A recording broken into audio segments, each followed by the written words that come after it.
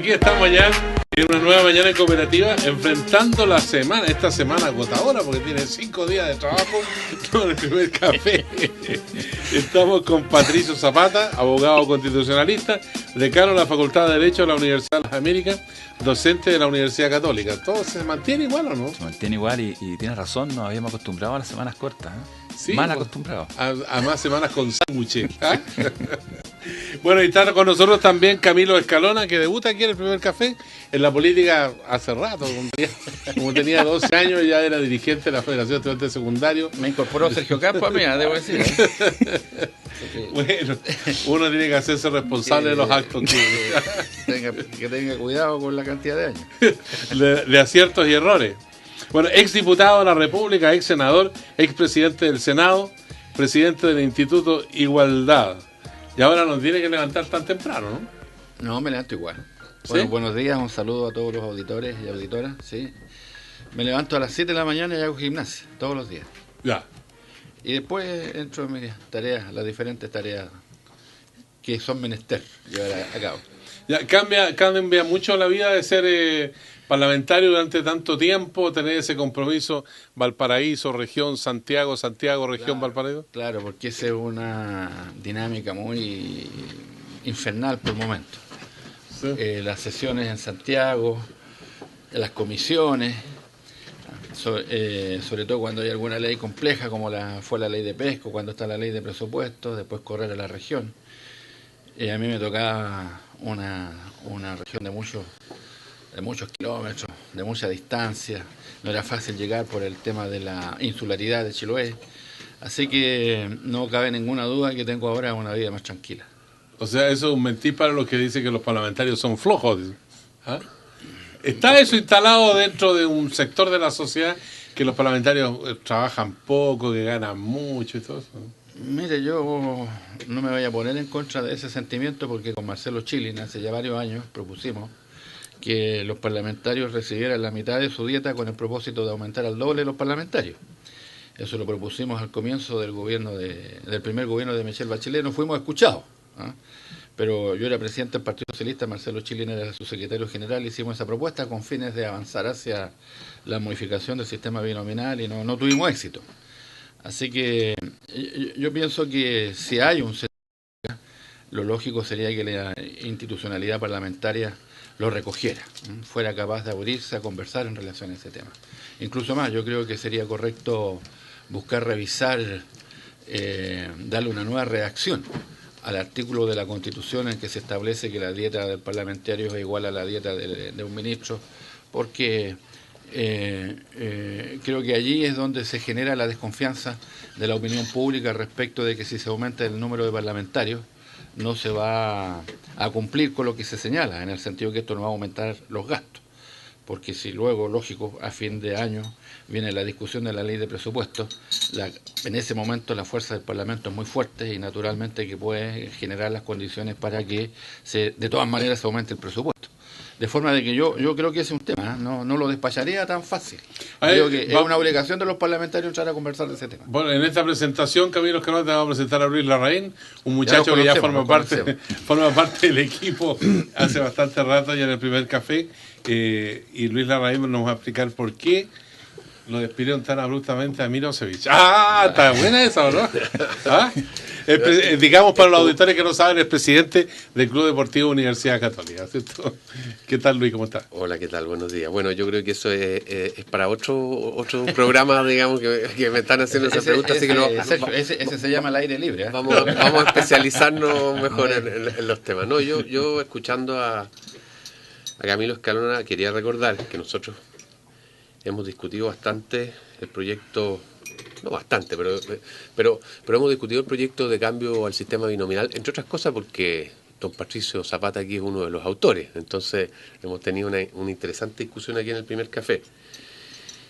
Y uno de los puntos que yo planteé, quiero engancharlo un poco con lo que decía Camilo Escalona, en el sentido de que a mí me parece que independientemente de lo que se diga hoy día para la aprobación del proyecto de ley, la dinámica de las cosas hace que sea poco probable que con un mayor número de parlamentarios, significativo como es ahora, se mantenga el mismo gasto. Entonces yo creo que hay que sincerar las cosas. O necesitamos más gasto para hacer funcionar nuestro Congreso y el tema es lo suficientemente importante para hacerlo, o tenemos que ir a alguna fórmula como la que plantea Camilo, digamos, en el sentido de que hay que modificar las remuneraciones. No me parece creíble, a pesar de que lo diga la ley hoy día, ¿ah?, que en 10 años más el gasto por parlamentario va a ser menor ahora, o sea, va a ser menor en 10 años más que ahora, digamos, si dejamos las cosas a la dinámica que tienen este tipo de situaciones. Así que yo creo que es un tema, efectivamente. Pero no es el principal tema de la reforma del sistema electoral, pero es un tema. Pero no hay un trasfondo en esto, en el sentido de que debería haber una representación que fuera más adecuada al sentir ciudadano, a los problemas, por ejemplo, que tienen las regiones. Se acusa mucho del centralismo. Por lo demás, todos los expertos dicen que, entre otras cosas, en términos, digamos, estratégicos, tendría que producirse una descentralización, y eso podría conducir, junto a otras medidas, a mejorar la calidad de vida de los chilenos. ¿O es muy teórico eso, Patricio Zapata? No es nada teórico. Las cosas que pasan cada cierto tiempo en regiones nos recuerdan el terremoto en el norte, el incendio en Valparaíso, durante el gobierno anterior los conflictos en Aysén, nos recuerdan la dificultad de generar soluciones en las regiones. Ahora, aquí de repente se confunden las cosas. Yo creo que con el ánimo de defender el sistema binominal se confunden las cosas. Chile tiene un serio problema de centralismo, un grave problema de centralismo. Pero el problema del centralismo no pasa por el Parlamento. El problema del centralismo es el problema de una administración, un ejecutivo, que tiene una estructura desde la época de Portales, incluso lo podría decir antes, desde los Borbones, que es una estructura donde todo pasa por un par de edificios en el centro de Santiago, por el edificio del Ministerio de Hacienda, por el edificio del Ministerio del Interior. El barrio cívico. Exactamente, esas 8 manzanas que cortan el queque. Si uno quiere hablar en serio de descentralización, uno tiene que trabajar con esa estructura y tiene que pensar, por ejemplo, en elegir a los intendentes regionales, en darle más facultades a los gobiernos regionales. El tema del Congreso, la verdad, tiene que ver con otro eje de división de poderes, un eje horizontal. Entonces, yo he escuchado a alguna gente decir que no es bueno que los ciudadanos de Maipú o de Talcahuano tengan la representación que les corresponde en el Parlamento, porque eso sería más centralismo. Es que es una confusión. El tema del centralismo es un tema de la administración y del Ejecutivo. El tema del Congreso le conviene a todos los chilenos, sean de Concepción, sean de Punta Arenas, sean de Maipú, le conviene a todos los chilenos un Congreso más fuerte. Un Congreso más fuerte, un Congreso que fiscaliza mejor, un Congreso que tiene mejores debates. Y para que un Congreso sea más fuerte, una de las cosas importantes es que sea más representativo. Fíjate que yo creo que a veces se piensa mucho qué facultades adicionales darle al Congreso. Y hay algunas que uno podría explorar. Pero yo creo que por el solo hecho que tuviéramos un Congreso más legitimado en su sistema de elección, con más competencia, y que se pareciera más al país, que hubiera más mujeres, más jóvenes, por ese solo hecho, ese Congreso tendría más prestancia y más fuerza para cumplir sus distintas tareas. Entonces, yo no mezclaría la descentralización, que es un tema muy importante, donde la presidenta Bachelet tiene una propuesta, con el tema de un Congreso más robusto y más legítimo. Luis Larraín. Mira, lo que pasa es que lo que ha dicho Patricio es inobjetable, digamos, pero yo tengo un matiz de diferencia con lo que dice él. Es cierto que el tema de descentralización no lo podemos limitar al tema de la representación parlamentaria. El tema de descentralización tiene muchas otras facetas, tiene que ver más con el poder ejecutivo que con el poder legislativo, es cierto. Pero también es cierto, y yo creo que esos son el tipo de discusiones que faltan acá hacerlas en profundidad, también es cierto que hoy día, con nuestro sistema electoral tan vilipendiado, las regiones están sobre representadas, ¿no?, en cuanto a que el voto de un ciudadano de regiones vale más que el voto de un ciudadano de Santiago. Para ejemplificar, la votación de un senador en la región de Aysén, acá apenas elige un diputado en la región metropolitana. Menos. No, un senador se elige con 15.000 votos en Aysén y aquí son 1,5 millones de electores cada circunscripción. Claro. Entonces, ¿qué es lo que quiero decir con eso? Lo que quiero decir es de que efectivamente ahí hay una característica que alguien podría decir que es una anomalía, pero que tiene un efecto, que es que en definitiva el voto de un ciudadano de regiones vale más que el voto de un ciudadano de Santiago. Ahora, la reforma trata de corregir eso, porque trata de hacer más proporcional el Congreso, la Cámara de Diputados y el Senado. Entonces, al hacer eso, obviamente que le quita poder de voto a los ciudadanos de regiones. Lo trata de amortiguar un poco esto por la vía de darle más parlamentarios también a las regiones. No todos van para Santiago, solamente el 40% van para Santiago. Entonces le da uno por aquí, incluso a Coyhaique, por ejemplo, le da un diputado. Entonces los de Coyhaique podrían decir ahora tenemos 3 diputados en vez de 2. Claro, pero 3 de 155, digamos, y no 3 de 120, que es mucho menos. Entonces, lo que sucede acá es que hay 2 cosas que están en juego. Uno, mayor representación de las regiones versus Santiago, y otra, más representatividad del voto. Y bueno, eso es lo que explica al final, entre otras cosas, por qué el proyecto terminó con tantos más parlamentarios que lo que tenía inicialmente, porque había que arreglar toda esta situación. Lo que yo digo, discutámoslo. Hay otros países en que esto se resuelve, y de hecho era un poco el espíritu, creo yo, del sistema electoral en Chile, por la siguiente forma: la Cámara de Diputados es totalmente representativa y el Senado no es representativo.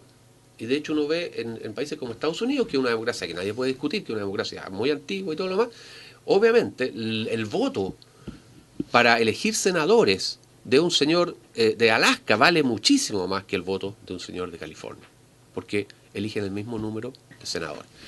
No así en los diputados. Yo creo que efectivamente es un tema, pero también hay que discutirlo, no hay que disfrazar esto, ¿no? Porque efectivamente, pese a lo que dice Patricio, y ahí está mi matiz, el hecho de que los ciudadanos de regiones tengan más poder de voto que los de Santiago, los ayuda en cuanto a obtener algunos de los objetivos que ellos tienen en la actividad política. ¿Qué opina Camilo Escalona de esta experiencia que tú la viviste en 2 planos, sí, diputado y senador? Yo creo que está mal hecho el esquema institucional desde el punto de vista de la representación, porque como dijo don Patricio Elwin, no me voy a atribuir yo ese concepto. Nosotros tenemos un presidencialismo que es de corte, un cesarismo presidencial, como llama un Patricio Elwin. O sea, una concentración de atribuciones en la persona del presidente de la República que es exacerbada, ¿no? Y eso coloca al Congreso Nacional en una situación de menoscabo, desventaja, de capidiminucio, como dicen los expertos. Por ejemplo, no hay un centavo que se pueda gastar si es que no llega la firma del presidente de la República. No hay ningún bono, subsidio, beneficio social que se pueda aprobar si es que no llega la firma del presidente de la República. No hay ningún cambio en la administración política del Estado que se pueda hacer si es que no lleva la firma del presidente de la República. No hay ninguna decisión en materia de seguridad social que se pueda adoptar en el país si no llega la firma del presidente de la República como iniciativa de ley. Entonces, naturalmente que eso genera frente a la opinión pública una sensación de un parlamento inútil, seamos francos. Un parlamento que se lucha mucho por llegar a él, pero que luego sus atribuciones son escasas. ¿La idea del buzón? Entonces, yo creo que hay que hacer un rebalance. En tal sentido, la Constitución de 1925, siendo una constitución presidencialista, establecía equilibrios que eran bastante más razonables que la Constitución del 80 actual.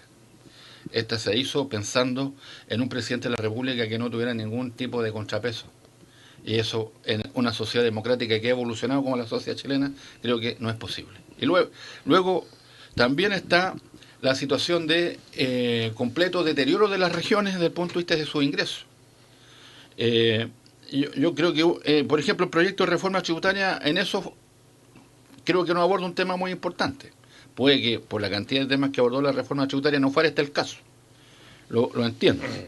Pero queda pendiente. Por ejemplo, voy a colocar un ejemplo que es muy, muy conocido por todo el país. Celulosa Arauco, ¿no? Que debe tener utilidades anuales en torno de los 500 millones de dólares de utilidades anuales. O sea, sus ventas superan con creces, ¿no?, el millar de millones de dólares. Bueno, en la planta de la celulosa en la comuna de Arauco debe contratar unos 2.000 camiones para su funcionamiento, camiones de alto tonelaje. Con ese volumen de actividad, con ese volumen de producción, con ese volumen de ingresos de utilidades, la planta para la comuna de Arauco paga menos contribución que el señor que tiene un kiosco que está frente a la planta y que vende bebida a las personas que toman una micro ahí. Ni siquiera paga patente municipal. Esto ocurre en una enorme cantidad de regiones, en que, si bien es cierto, la razón social está inscrita en el barrio Las Condes, donde está el holding del grupo económico, en Sanhattan. Los servicios que prestan diferentes empresas productivas a donde están los focos productivos de esos holdings, también están inscritas en la comuna de Las Condes. Entonces, la patente de esos 2.000 camiones, ¿dónde debiese estar inscrita esas patentes? Esas patentes debiesen estar inscritas en la comuna respectiva. No debiesen estar inscritas donde no prestan ningún tipo de servicio, donde no rompen los pavimentos, donde no generan las externalidades, donde no generan caos y congestión vial. Entonces, yo señalé durante la última campaña, como todos saben, perdí, así que mis ideas no fueron escuchadas, pero yo planteé con mucha fuerza la necesidad de que el país legislara respecto de una ley de rentas regionales. Porque todo lo que estamos hablando aquí, para ser franco, miren, puede ser castillo en el aire. Y se puede elegir un intendente de manera directa. Pero hablemos ahora en la práctica, en los hechos crudos como son. Ese intendente puede tener el 70% de los votos y puede que no tenga ni un peso para gastar. O sea, aquí de lo que se trata es que si nosotros queremos hablar de regionalización, lo que primero tenemos que ponernos de acuerdo. Por eso es que yo sostengo que el diálogo político en el sistema político chileno es clave para avanzar en la solución de estos problemas, porque con una política de confrontación no vamos a llegar a ninguna parte. Lo primero que hay que sentar a conversar aquí es cómo se va a lograr financiar las regiones. Yo sugiero una idea, a lo mejor no es la mejor, puede que hayan otras que sean mejores que la mía. Yo sugiero que se abra un diálogo respecto de una iniciativa legal de rentas regionales, que efectivamente permita que las regiones tengan capacidad de financiamiento propio. De lo contrario, todos los programas, todos ellos, como bien aquí se ha señalado, son resueltos en la Administración Central del Estado. O sea, estamos en un problema, Patricio Zapata, bien, si aceptamos la hipótesis de Camilo Escalona, complejo, porque esto de que estamos construyendo castillo en el aire, a mí me parece que no es por el bienestar de los chilenos, ¿no? Es que yo creo que el orden de la discusión es precisamente el orden de partir viendo con cuánta voluntad el país quiere poner recursos. Y luego, una vez que uno tiene esa definición, uno se lanza a pensar en las cosas que va a hacer, en las inversiones. Yo creo que es el orden correcto de la reforma tributaria. Es decir, si el país quiere trabajar en un compromiso social más intenso y de largo plazo, estable, tiene que tener la voluntad, y tenemos que asumirla entre todos, de financiar eso. En el caso de lo regional, la presidenta Bachelet designó hace 15 días atrás una comisión que tiene justamente por objetivo, entre otras cosas, proponer un tipo de financiamiento que le permita a los gobiernos regionales fortaleza. La encabeza Esteban Valenzuela, que fue alcalde en Rancagua y fue diputado. Y ya han anunciado que están evaluando algún tipo de impuesto. Yo quiero decir, esto es un tema para hablarlo más largo, pero además Luis quiere decir algo, pero yo quiero decir, me gusta la manera en que Camilo lo aborda, porque lo que a mí me complica un poco, es cuando el acento se pone en la radicación física de la riqueza. Hay algunos que están pensando más bien que cada región pueda aprovechar en forma casi, podríamos decir, exclusiva, aquella riqueza que se genera en esa región. Entonces las regiones mineras tendrían alguna especie de título o regalía especial sobre los yacimientos. Las regiones del salmón tendrían... Cuestión que a mí me complica porque no se hace cargo del tema de la solidaridad entre las regiones del país. En cambio, hablar de las externalidades, de los impactos, de los costos sobre la calidad de vida de las personas, sí nos permitiría buscar una fórmula donde Calama, que está sentada encima de gran riqueza, sí pueda obtener más de la riqueza minera, pero sin sentirse con alguna especie de título preferente sobre la riqueza del cobre, que es de todos los chilenos, en mi opinión por lo menos. Luis Larraín. Sí, yo no estoy de acuerdo con lo que dijo Patricio en cuanto a que este era el orden preciso de las cosas. Yo creo que el orden debería ser al revés. O sea, nosotros debiéramos discutir en las instancias que corresponden, en el Parlamento, etcétera, cuáles son los mecanismos para descentralizar presupuestariamente, por ejemplo, el gasto del gobierno, y después, digamos, determinar cuántos recursos tenemos, de dónde los sacamos. Yo creo que aquí... Porque lo otro es tener una confianza ilimitada en la capacidad que va a tener el sistema político de resolver los temas y de resolverlos de una manera distinta a como los ha venido resolviendo hasta ahora. Porque yo podría preguntar, bueno, entonces, ¿por qué no lo ha resuelto hasta ahora? Entonces, yo creo que la discusión hay que hacerla. La discusión hay que hacerla sobre la base de cuáles son las necesidades que tenemos y después ver cuáles son los recursos que necesitamos y cómo vamos a obtener esos recursos. Que hay distintas formas de obtener los recursos, de manera que no estoy de acuerdo con ese planteamiento. Ahora, sí estoy de acuerdo en que no sacamos nada con hacer una elección directa de intendente si el intendente no tiene presupuesto. Al tema de las patentes municipales, y se puede sumar el de las contribuciones. Se puede sumar también otro tema que ha estado en discusión y que tiene que ver ya con otros temas como la aprobación de proyectos y la resistencia que hay en ciertas comunidades a la aprobación de proyectos, por ejemplo, en materia de energía, en las cuales de repente la erradicación de un proyecto que va a beneficiar a todo el país o a todo un sector del país, en un lugar determinado puede generar externalidades que hagan que finalmente no sea conveniente para la gente que vive allí que el proyecto se instale. Si uno cambiara la tributación que proviene de esa nueva actividad productiva, a lo mejor estaría más equilibrada la cosa y podríamos entonces tener un desarrollo más armónico donde los intereses se conjuguen. Yo coincido con Patricio que nosotros no podemos tener al final compartimentos estancos, que si ya la región de Antofagasta produce tal riqueza y se la arregla con esa riqueza y no sé, la región de los lagos produce esta otra riqueza y se la arregla con esa. No, yo creo que por algo somos un país unitario, digamos, y tenemos un sistema que debiera propender. Pero no debería darse la situación de regiones, por ejemplo, que están sentadas en una tremenda riqueza y que tienen inmensos focos de pobreza, como tú mencionabas el caso de Arauco, por ejemplo, donde se genera una gran riqueza, pero donde están, diría yo, sectores extremos de extrema pobreza en forma bastante, aguda. Yo recuerdo en los años 80, ahí era más del 50% de la población que vivió una crisis tremenda. Bueno, por ejemplo, una pequeña interrupción, Camilo, sí. Pero es verdad de que se puede, y justamente los mecanismos son las patentes y todo lo demás. Ahora, yo creo que lo que es insensato, es lo que alguna gente dice, entonces las empresas forestales deberán irse de la región. Porque ahí sí que tendríamos un problema de pobreza complicado. Bueno, Camilo, Escalona. Aquí se trata de encontrar un camino que resuelva el desequilibrio que hay ahora. Por ejemplo, yo creo que hay que fortalecer el concepto de región. Porque esto no se trata de patentes municipales. La flota de camiones que llega a una planta de celulosa cruza varias regiones, ¿no? Pero claro, para buscar una solución real tendríamos que al menos establecer un ingreso para la región, ¿no? Cuando se produce, por ejemplo, la crisis del carbón, se derrumba la industria del carbón. La reconversión es un tema de la región. Esa es la que lo tiene que financiar. Cubre varias comunas de una determinada región. En especial en el caso de la región del Biobío. En el caso del desarrollo de las forestales, ¿qué es lo que ha pasado? El desarrollo de las forestales se ha hecho de manera completamente anarquizada. Y entonces ha conducido a un efecto que es la disminución de la economía familiar campesina, la disminución de la tierra cosechable para alimentos, lo que impacta en consecuencia en todo el país, el aumento de la inmigración de las comunas rurales a la costa, en particular en la región del Biobío y en otras regiones. O sea, como se dice ahora elegantemente, tiene externalidades que son negativas para una región. ¿Por dónde comienza el problema de mi punto de vista? El problema comienza por establecer una planificación para el desarrollo de una región.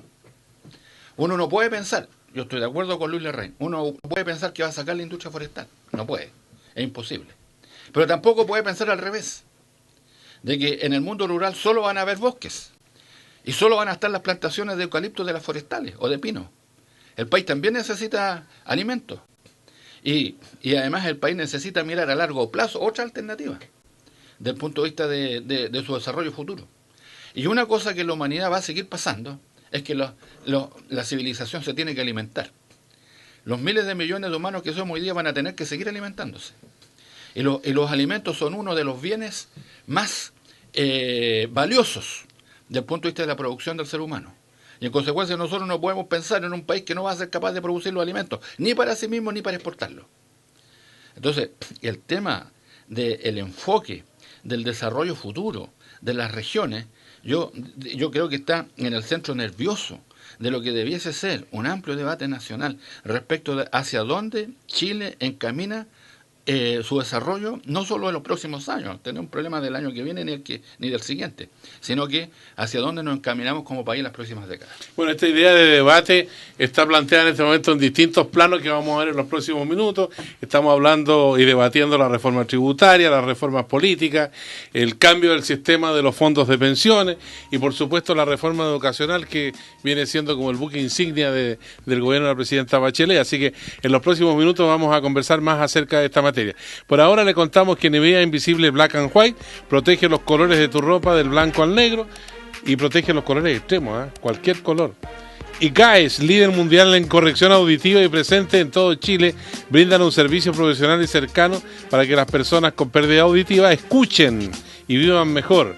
Agende su chequeo auditivo gratis en gaes.cl. Parecía más que hizo económico, parece mensaje político ese. Para que escuchar, le haría falta a algunos dirigentes políticos que vayan a gaes.cl y vean y se hagan un diagnóstico, están escuchando poco. Clínica Van Salud es una clínica cercana de excelencia con una calidad certificada con su acreditación. Clínica Van Salud, su especialidad es hacerte sentir bien. Volvemos en un instante con el primer café, una nueva mañana en Cooperativa. Los valores universales pueden variar según los tiempos y las sociedades. ¿Es válido que la justicia, la verdad o la libertad sean importantes solo para algunos? Un mundo globalizado necesita establecer valores para que las personas convivan entre sí. Esto es parte de la reflexión que presenta el último informe Ethos del Centro de Ética de la Universidad Alberto Hurtado. Universidad Alberto Hurtado, la empatía puede cambiar el mundo. Bueno, aquí estamos tratando de hablar acerca de cómo cambia el mundo nuestro, el mundo de Chile, con Camilo Escalona, Luis Larraín, Patricio Zapata. Estábamos hablando también de todas estas reformas que son necesarias, o algunas que tienen que ser más intensas, otras no deberían hacerse, en fin, depende del punto de vista.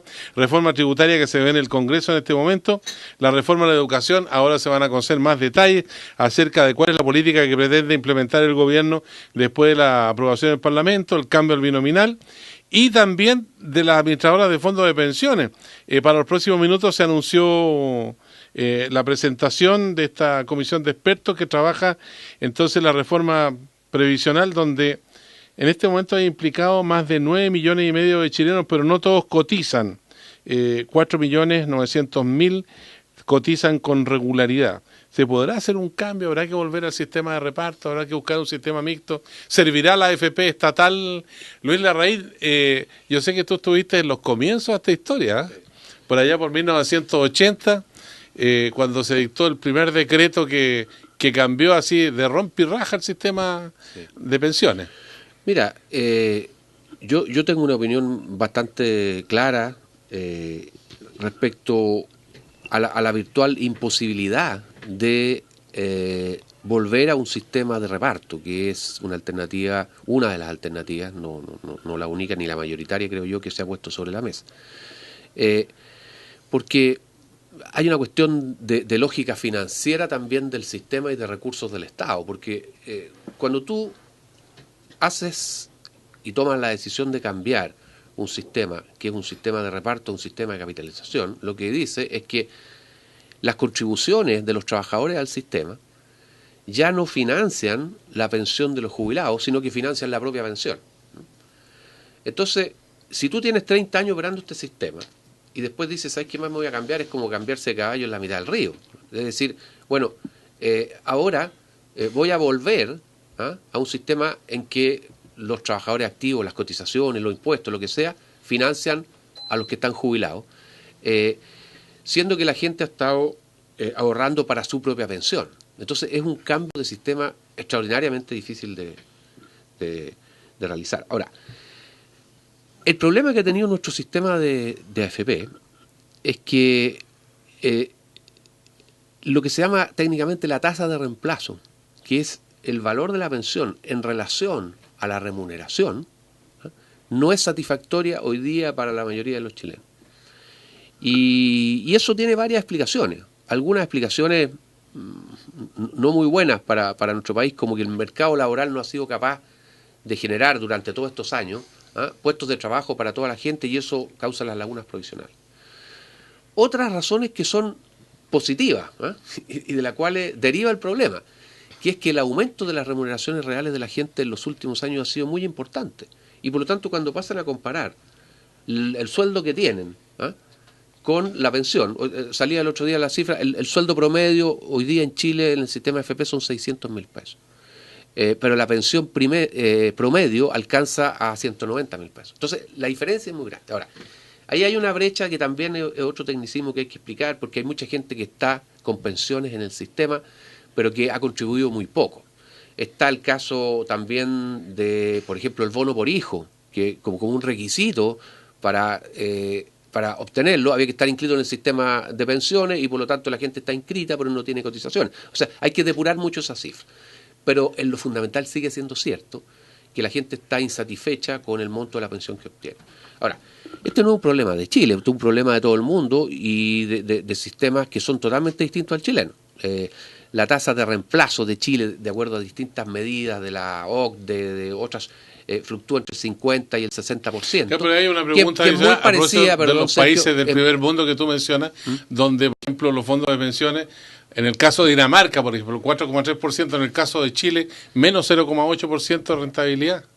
¿Cómo se entiende eso?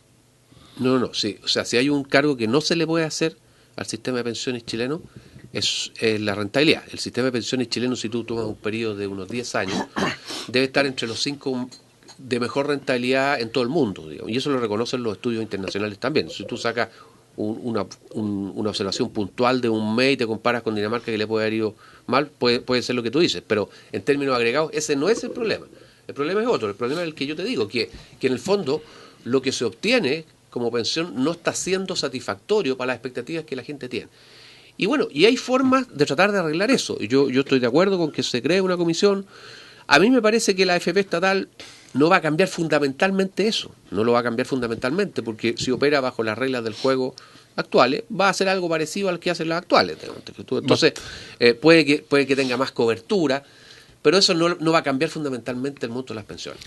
Para resumir, sí. yo creo que este es un problema complejo, que es un problema que no solo afecta a Chile. Fíjate que hoy día la crisis de los estados de bienestar europea, todos los países, digamos, están yendo por ahí. Lo que están haciendo los países es tomar medidas muy dolorosas, como aumentar las edades para jubilar, rebajar el monto de las pensiones. En todos los países complicados de Europa, como son Grecia, Portugal y España, ya han rebajado el monto de las pensiones. Entonces, nosotros aquí no estamos hablando de rebajar el monto de las pensiones, estamos hablando de subirlo, afortunadamente. Patricio Zapata, cuando llegue viejito, ¿está contento con lo que va a recibir o no está contento? No sé si estoy contento, pero creo que hay mucha gente que mira con temor su vejez. No sé si es el caso mío, pero creo que mucha gente tiene ese temor.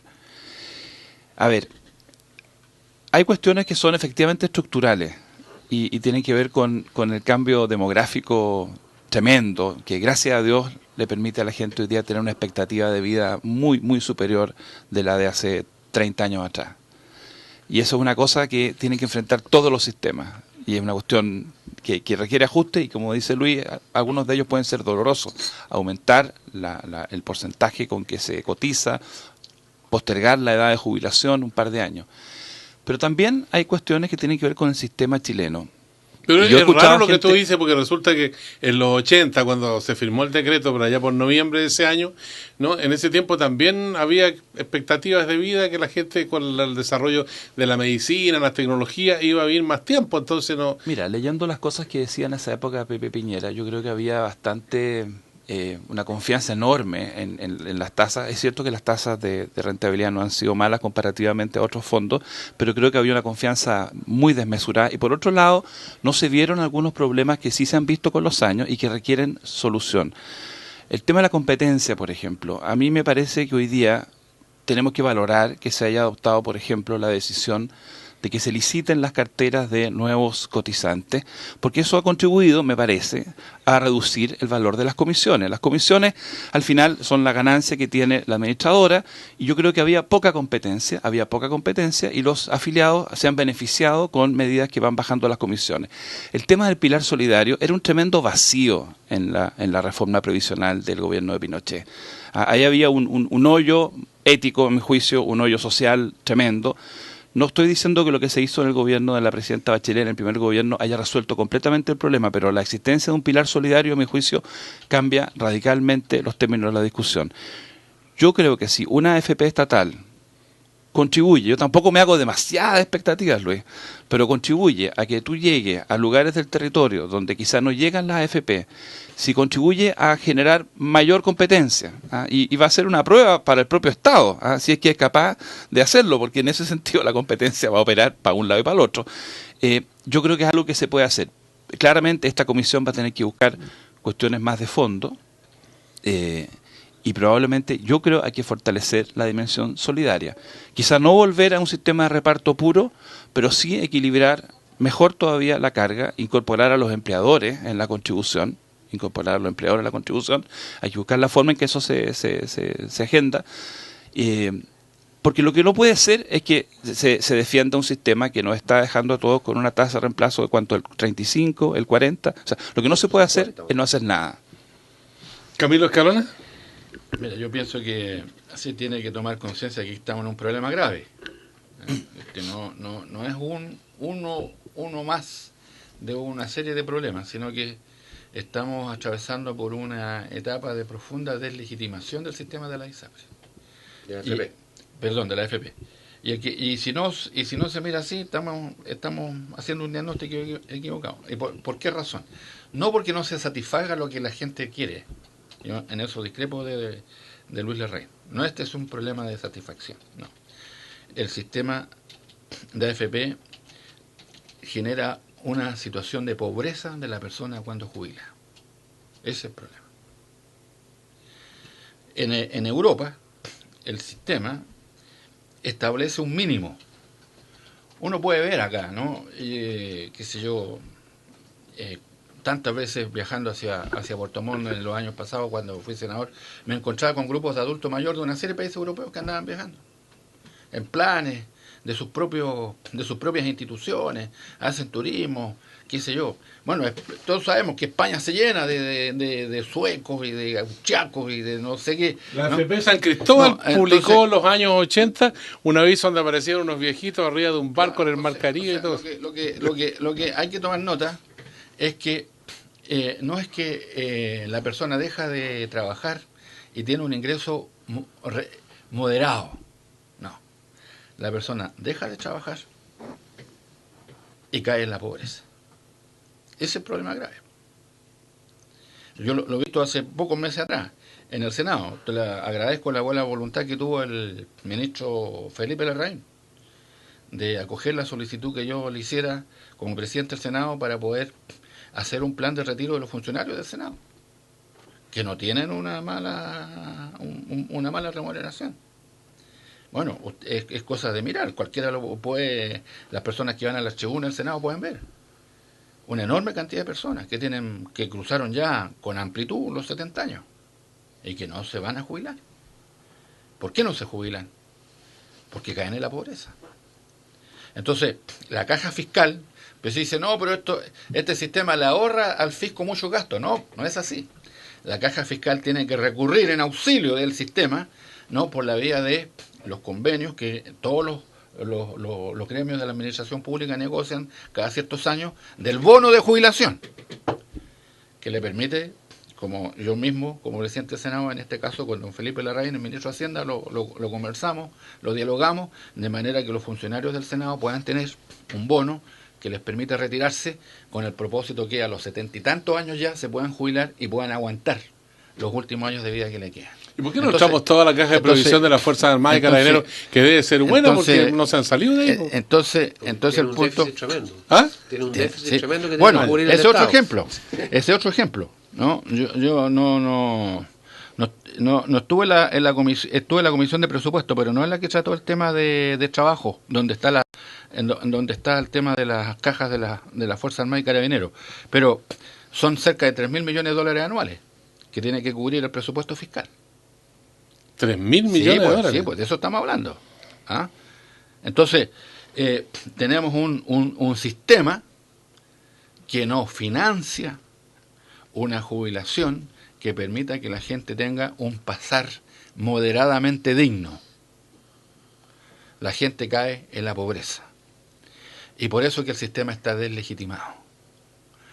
Entonces, si no miramos la situación con la crudeza que tiene, estamos haciendo un diagnóstico equivocado.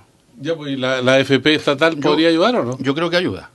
¿Sí? Yo creo que ayuda. Primero, yo entiendo que los grandes ideólogos de este sistema lo hicieron alegando en función de la libertad, ¿no? Y aquí a las personas se le niega una parte sustancial de su libertad. Yo quiero que a mí me administre mi fondo un organismo público. Eso es lo que yo quiero. Pero no tengo la libertad para que así ocurra. Estoy obligado por ley a ir al sector privado.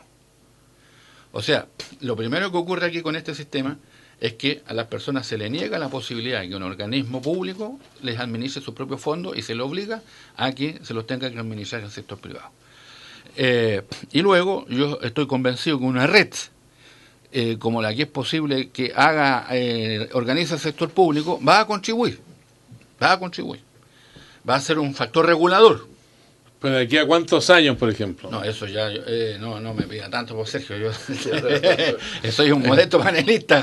¿Le puedo hacer una observación? Quiere que yo le dé todas las respuestas. No, porque en el 80 nos decían que íbamos a ser felices, nos decían en 1980, con el nuevo sistema. A lo que dijo Camilo, yo quiero decir de que, o sea, si hay una AFP estatal que cumple tiene las mismas reglas del juego que todas las demás, la verdad es que su argumentación es impecable, o sea, efectivamente... No es problema. La cosa es que tenga la misma regla del juego de las demás, ¿no? Y que efectivamente la gente pueda elegir.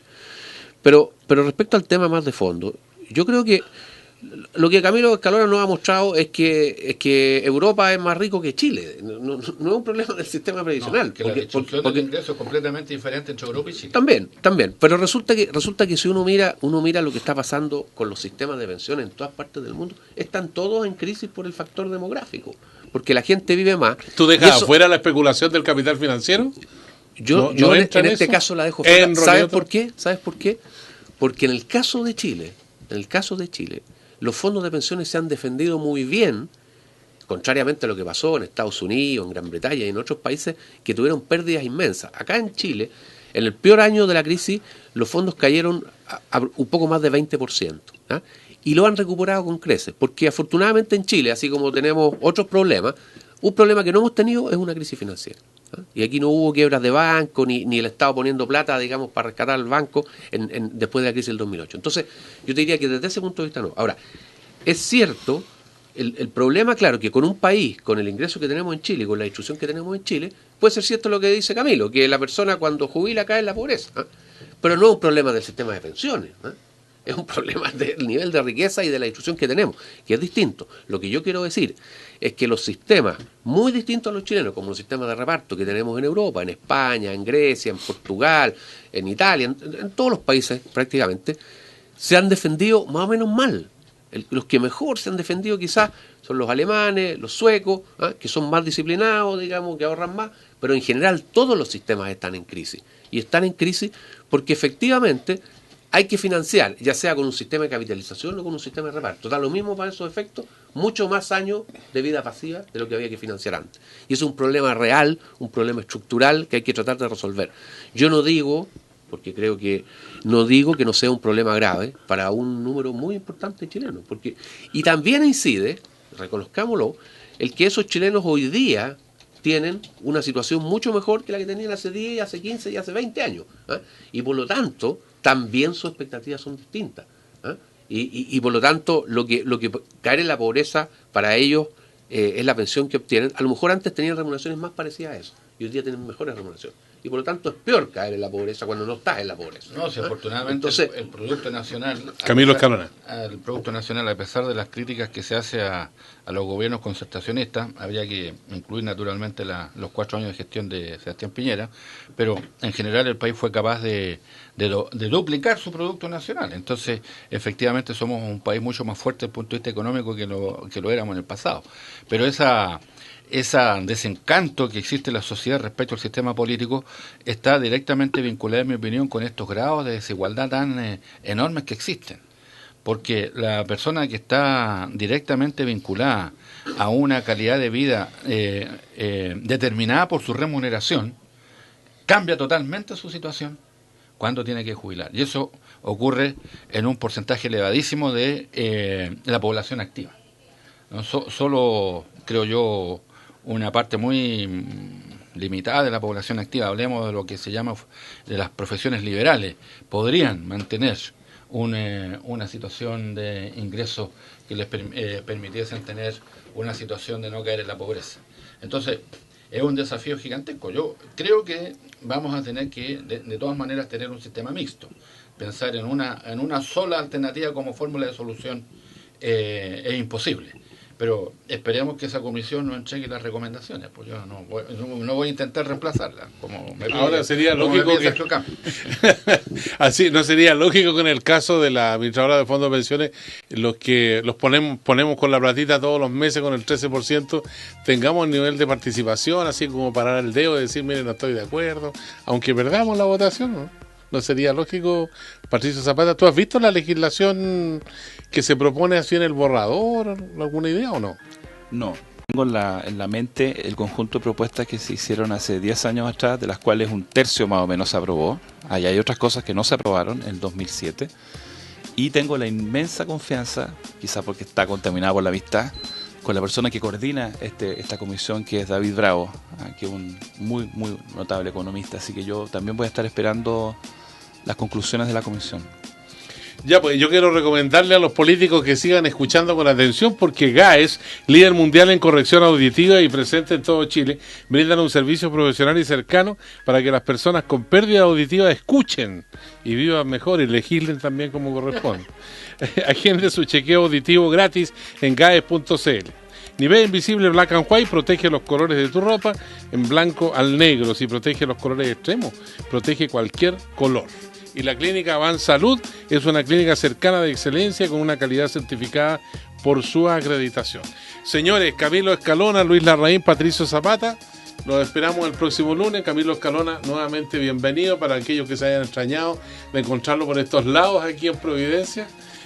Muy pronto vamos a estar a partir del 1 de junio, según nos dice la autoridad de la radio, allá en la plaza del Roto Chileno, así que en el barrio Yungay. Sí, hay un lindo edificio ahí que está a punto de ser entregado, así que mucho más elegante que lo tenemos acá, que ha sido espero no defraudar a los seguidores de Ernesto Tone, ¿no? Que de alguna manera me corresponde reemplazar acá como panelista. Es que Otone es como el enviado especial frente al continente europeo. Exactamente. A Francia. Claro, la civilización occidental. Es un europeísta, así que debe estar contento. Debe estar contento, gozando casi del verano. Oye, que estén muy bien, que tengan un buen comienzo de semana y respiren profundo, porque esta es una semana larga.